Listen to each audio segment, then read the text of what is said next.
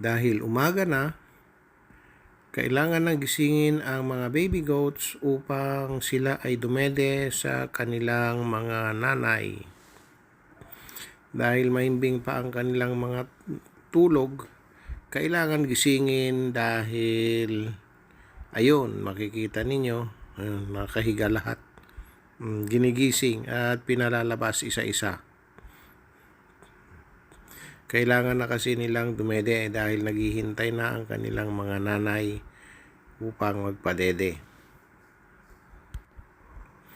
Ayun, at isa-isa nilang nilalabas dahil sila ay tulog pa. Ayan bibitawan yan dyan para itulak para bumaba. Marahil ay magtataka kayo kung paano kikilalanin ang nanay ng isang kambing ang kanyang anak. Makikita ninyo, yan ay inaamoy yung ulo. At yon, nakita na nung isa yung kanyang anak. Obserbahan ninyo, lalapit yung mga maliliit doon sa mga inahin at aamuyin yung kanilang mga ulo.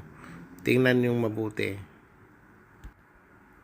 Nakakatuwang tingnan sila dahil ang mga inahin ay kikilalanin din ang kanilang mga anak. At ayan ay nakikita ninyo masigla na sila.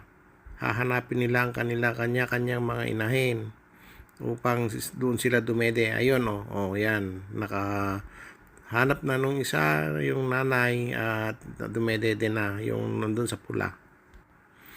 Kaya importante kung kayo ay may alagang kambing, kapag mga anak ay huwag niyong pupunasan yung ulo dahil dapat ang nanay ang unang didila sa ulo ng kanilang mga anak upang sila ay makilala.